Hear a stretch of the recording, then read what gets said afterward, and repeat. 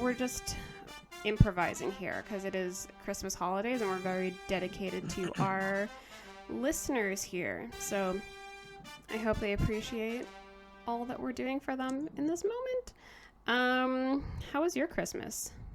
My Christmas was great. Sorry, that was like that wasn't convincing at all, but like trust me, it was great. It was nice to have my sister, her boyfriend came, and we just all had a phenomenal dinner. My dad just whipped up as per usual a 10 out of 10 dinner. We did like a nice prime rib roast. We had a full turkey, stuffing, like just the fixings, and he did a carrot, Brussels sprout, and Red Barn bacon little mixture, which was nice. That's so nice. And then Lucy just went ham on the ham on the desserts. Like there's hundreds of different little baking things, so that was just nice to do. And lovely. then we after the end of the night, my sister left, and I ended up just hanging out with some of the boys, and a little Christmas tradition, like we just kind of get together and play video games. So it was fun. That's nice. Yeah. What did you do? Yeah, it was sort of the best of both worlds. I woke up at my parents' house and then did our like traditional Christmas morn breakfast and presents and watched some of the football game. And then I drove up to Whistler, and now I'm with my boyfriend's family in Whistler. So we opened all the presents yesterday, and then we had a nice pre-made dinner that they got like kind of catered, so that was nice. It had all of the fixins and whatnot, and just less stress and cleanup and prep. It's just there prepared for you, which is really nice. And now everyone's skiing today, so I wanted to get a chance to bang out one of these potties real quick. Do you not ski? Well, it's so freaking expensive right now, and so I only bought a 2-day pass, and I just didn't want to use one of my days like the day after Christmas, and I'm just kind of settling in. I need to go There's 3 football games on today too, so yeah, one's going on right now, isn't it? The Buccaneers are smashing the Lions right now. I'm actually gonna put that on right now. I think that's a smart idea. Yeah, just like multitask there. I got I'm one the best person in play right now. The best. Love to hear it. Yeah, I've got Marvin Jones playing right now. And guess who I had playing yesterday? Just guess. Yeah, well, obviously Alvin Kamara. I texted him because I wanted the Saints to lose, obviously, for the Packers clinching the first round bye and home field advantage. So I texted my dad, or I told my dad as I was driving up to Whistler, like, can you please text me if the Vikings are ever ahead? And I never got that text message. But then when I arrived up at Whistler, 2.5 hours later, Alvin Kamara had 6 touchdowns. I'm like, all right, well, the Saints didn't lose, but that's still kind of nice because I have 56 fantasy points to start off the week, and I'm in contention for 3rd place right now, which is kind of a bummer because I've been undefeated all season pretty much, but last week just didn't go the way that I planned. But what was it? You had Noah Fant, right? That was the one that screwed you. Noah Fant. Yeah. I mean, I probably would have lost that week anyways, but it doesn't help having someone who gets 0 points. However, last week he kind of made up for it. He did really well, but Alvin Kamara, I was just seeing little memes on Instagram that Kamara is going to get drug tested ASAP for that dominant performance. Unfortunately, I didn't get to see it. I guess the Minnesota defense is just trash. In the pregame show, they said that the 22nd ranked defense in the league, and against someone as dominant as Kamara, like, what are you going to do? But 6 touchdowns, it's a record. It was a record for touchdown production in the playoffs of fantasy. So I'm pleased with that. So just after yesterday, I had 82 points or something, like just crazy. Because I had Thielen as well. Yeah, Thielen. Oh no. I know, it's gorgeous.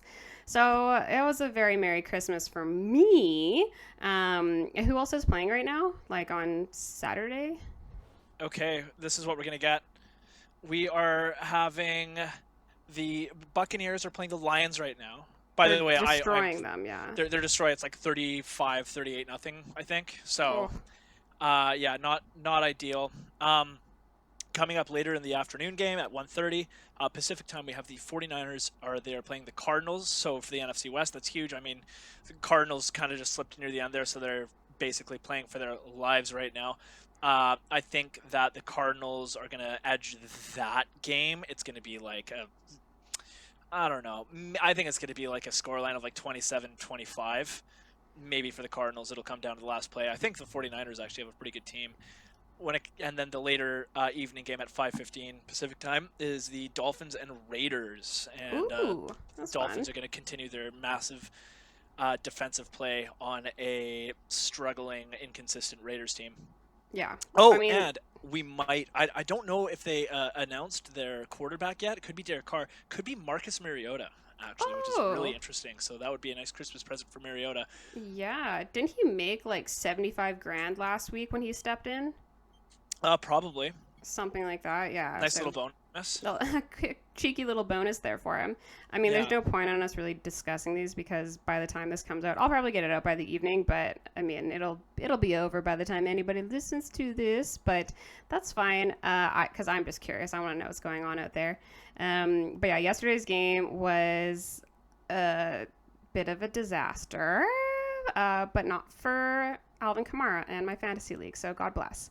Um, in the news this week, just quickly here, Juju Smith-Schuster has declared that he is going to stop dancing on logos. This isn't even something that I knew he was doing because I don't have TikTok. It's a bit of a dark hole that I don't want to get into.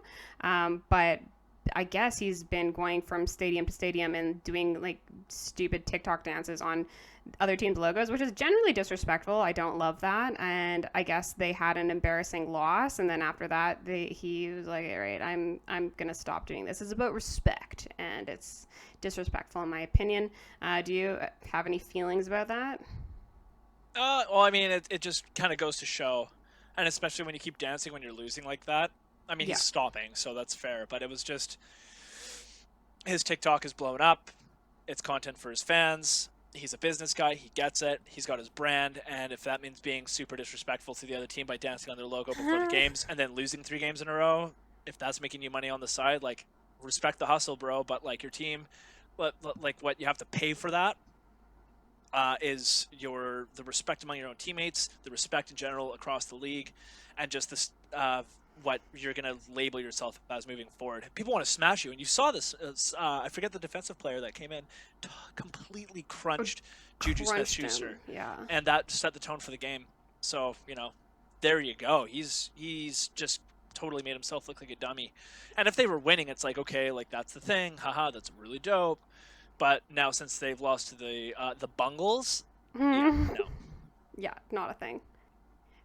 Okay, and something that happened last week, but I guess is relevant. Um, oh no, oh no. Okay, so something that happened last week that is still obviously still relevant is that the Bills have clinched the AFC East Championship for the first time since 1995, which is huge. Was your dad pumped about that, or does he even really like pay attention to the Bills anymore? Oh no, the Bills are they're our AFC East team. Okay, Or okay, sorry, not okay. the AFC East. They're the AFC team that we like to cheer for. So if like anyone's going to do well in the NFC, obviously Seahawks, and then let's go Bills in the AFC. Bills have earned this. They look so promising moving forward, and they're just an exciting team. And Yeah, I really really hope, and their fans deserve it. They go far with that in the '90s, if you remember. Actually, that was stupid. You don't remember because we were infants because and we we had weren't no born yet. concept of the game. Um, Do you remember? they went they went to four straight Super Bowls, lost all four. So Wow. hopefully we have Josh Allen or Jesus reincarnate come back and take them to the promised land once again and finish the job that Jim Kelly couldn't do. Mm-hmm. Jim Yeah. Kelly being the quarterback during that era where he took them to 4 consecutive Super Bowls, lost all 4. He's not doesn't have the game time clinching ability. He cracks under pressure. Um, yeah, well, I mean, I mean, this is also the first year since 2002 that the Patriots have missed the playoffs. So being in a division like that, where you have such a extremely professional team like the Patriots, who just crush everyone in their paths, it was a a difficult time for anybody to have a chance in the AFC East. And like you look at that division with the Dolphins and the Jets, it's like who are they even competing against? But now it's just completely turned on its side, right? It's a very exciting division.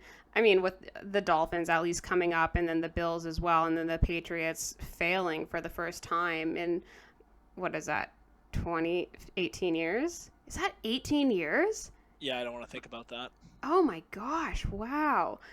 We're old. Don't even talk about it. I don't want to talk about it. But yeah, it's becoming a more exciting division, whereas before it's just like, okay, who are the Patriots going to crush this week?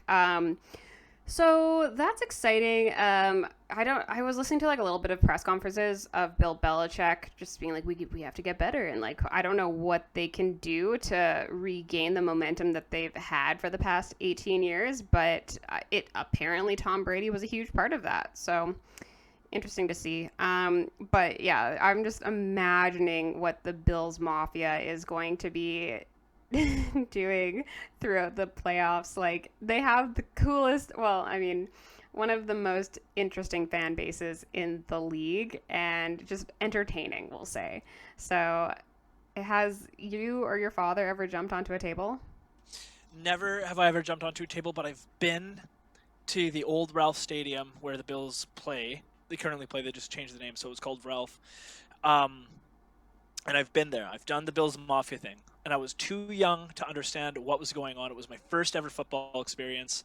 And it was bananas. It was crazy. And that kind of just set the bar. And then until I, grew up and understood what was happening, like, oh my God, I was a part of something really cool.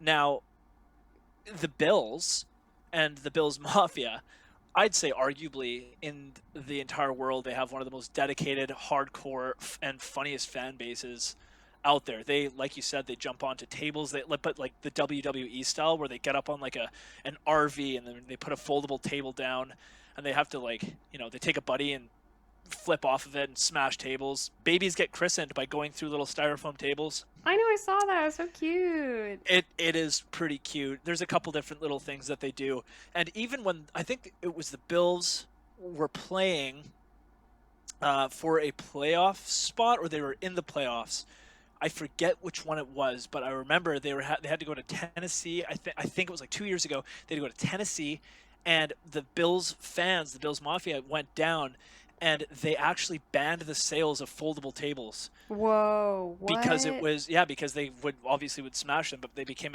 a health problem because people would get injured jumping off of high places onto tables, and it's funny.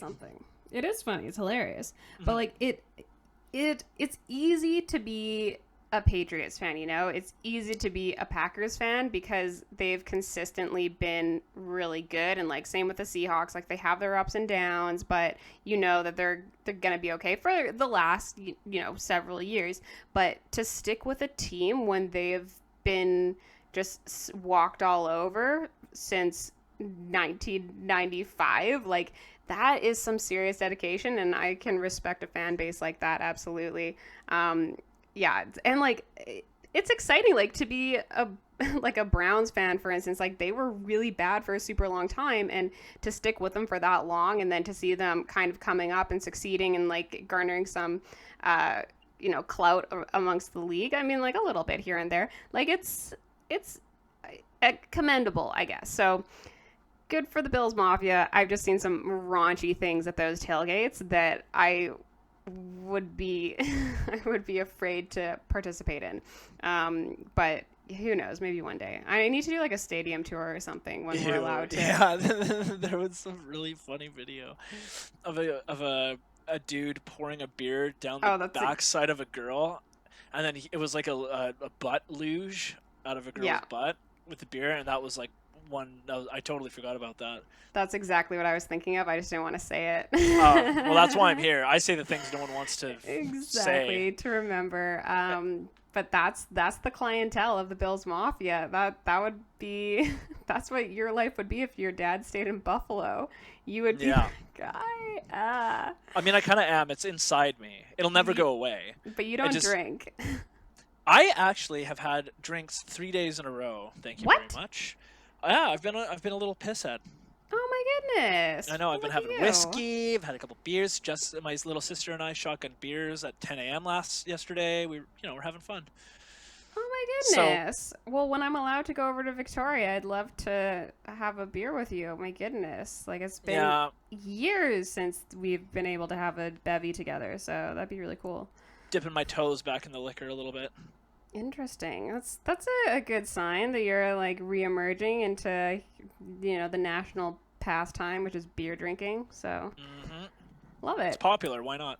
It's popular. Yeah, people seem to like it. Although I think it's just generally very bad for you in every in every way. There's nothing good about it. Maybe a glass of wine here or there.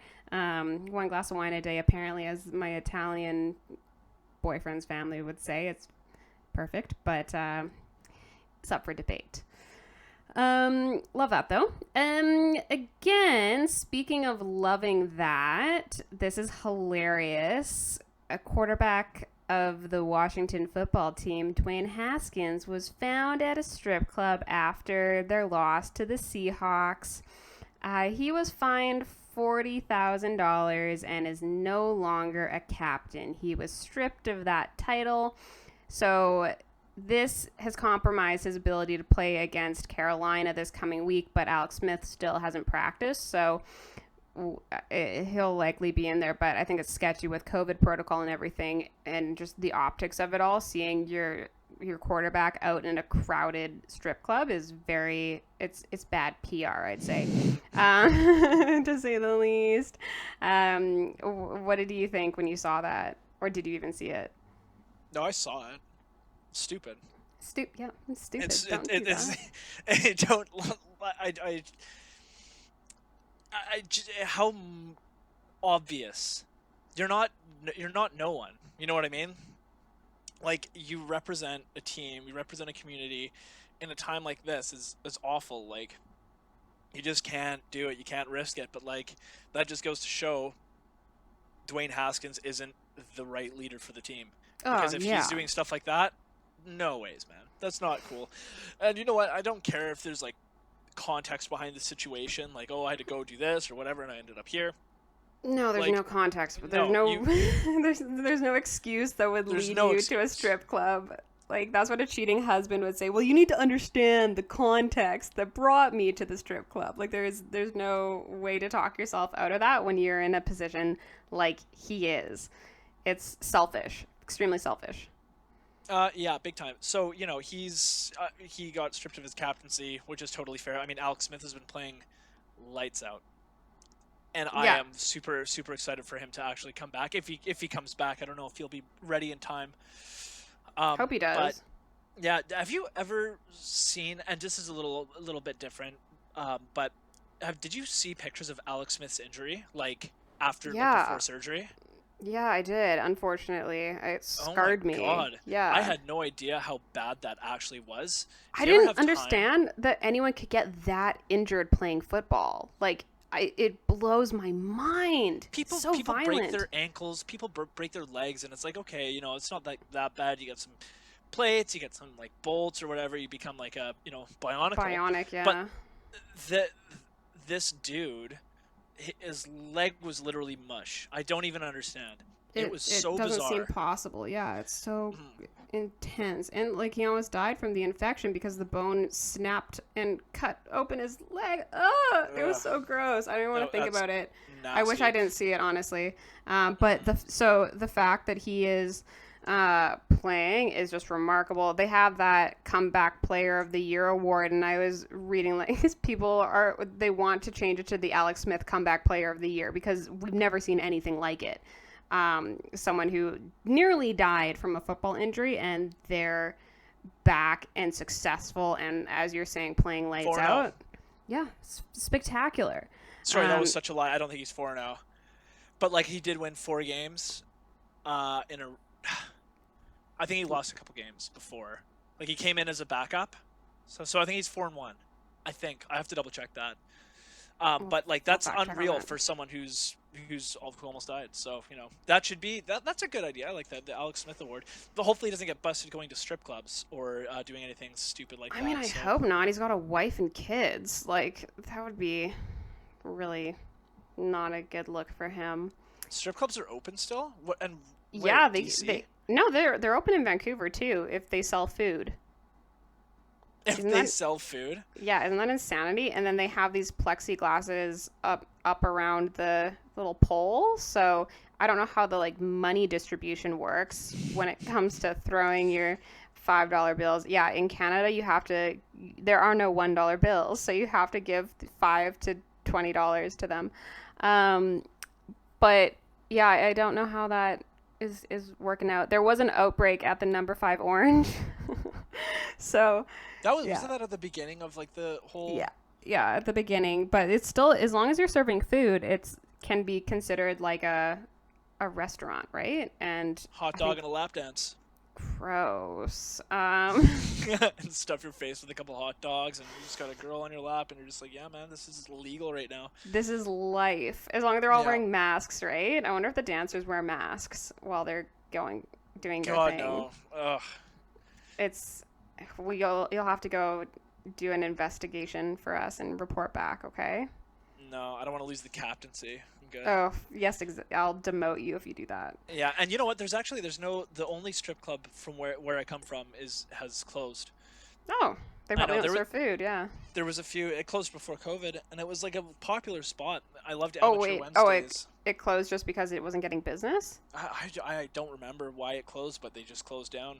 Okay, well, the point is don't be going to strip clubs when you have a whole team relying on your ability to not catch COVID. That's all I'm going to say about that. And then finally, I think you had a nice topic that you looked into that I haven't quite so much. So do you want to take it away? So I saw a really cool article today just about the quarterbacks and running backs. They give their offensive line really cool Christmas presents because they like protect them throughout the whole season, and this is like the best way that they can show their appreciation, other than just like Winning? giving them, other than winning. Yeah. Oh, okay. So, one player in particular that is like unreal at this, he's actually known as Aaron Claus, is Aaron Rodgers. So he's been known to giving his teammates jet skis, 4x4 ATVs, like super nice watches, and like probably what I would want would be a sauna. But he is just known for hooking his team up so hard.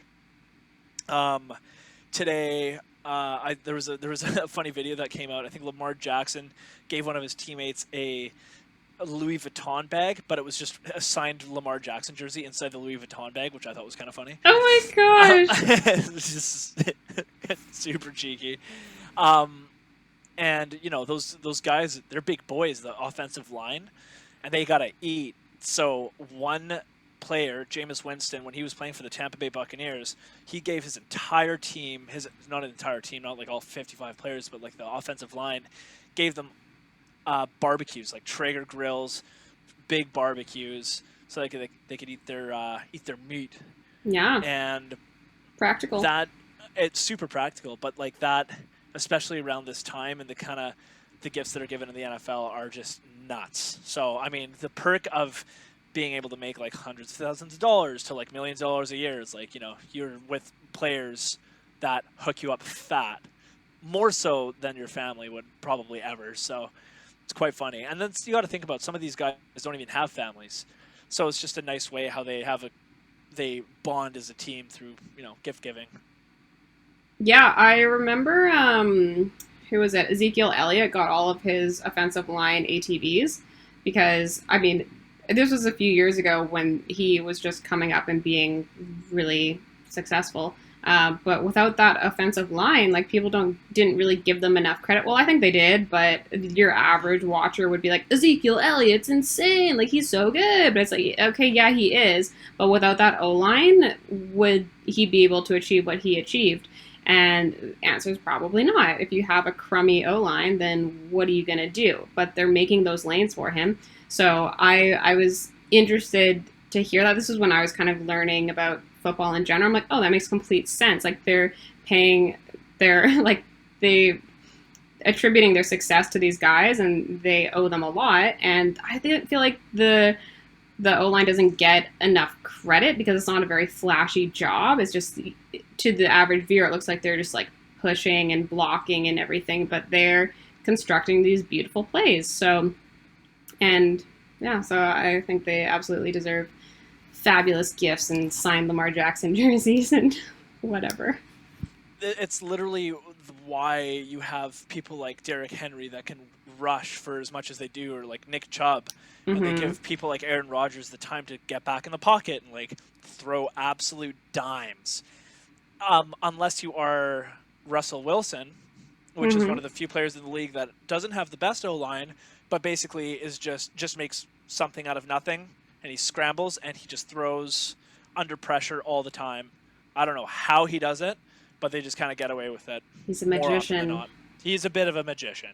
I didn't know that about Aaron Rodgers, though. That makes me warm and happy inside. Oh, what a guy. What a class act. He's a class act. Class act. Well, that's very festive, even though we're going to get this out after Christmas. But those guys probably didn't get their gifts until recently anyways, so we're right on time. But we just wanted to put out a quick little episode today, even though I'm up here on holiday. I was about to go for a walk to the village in the snow. I'm really happy it's snowing here. So I just wanted to get a quick thing out, and I'm happy that my good pal Z was able to make time for me on his busy holiday schedule. Do you have anything coming up in the next couple days for holidays wise? Nothing really. I mean, there's just a lot of football going on, and we'll just continue to post on IG and YouTube. I'll just get all of our content up there, and almost all of it is. We have The Bachelor coming up here, which is like football but reality TV kind of.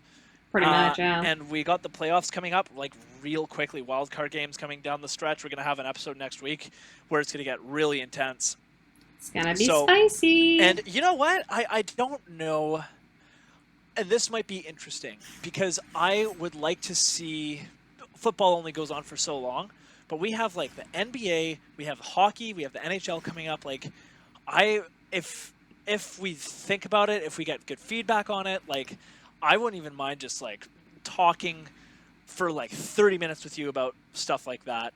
Storyline, what happened. Obviously, I'm not going to watch all the games, but like just to kind of keep tabs on it, just so we're like North American sport omniscient. You know oh my gosh! Oh my gosh! It'll be like when I got you into The Bachelorette, just to like see the dude's perspective on what's going on in that world. You're gonna try and pull me into all these different sports. I'm pretty well versed in sports. I have my finger on the pulse a little bit, but I'm not a wizard in all of that stuff. Oh, I'm not a wizard either, and that's what makes it so much fun, because we just get to talk about things we don't necessarily know about, but then we learn from it, and like in a year's time where we're like, okay, I get it now. This is the building blocks for a more successful future with a broader horizon per se.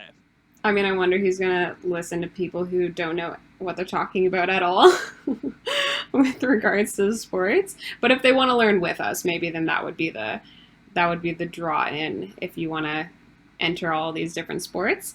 But yeah, I'm down. I like March Madness and making brackets and stuff, and figuring out who's good based on the random teams that you pick. So yeah, I could be down, but we also have a lot to cover with regards to like the combine and all the off season and just the general drama and storylines that we wanted to cover. Like we could do a whole segment on Bill's Mafia stuff. We want to do a whole segment on all the Patriots cheating scandals and Bill Belichick and profiling these really iconic players and contributors. So we still have a lot of content that we can include, and we're not slowing down, people. This would be our third episode this week, so this is all we have to do. Corona's keeping us inside, so buckle up.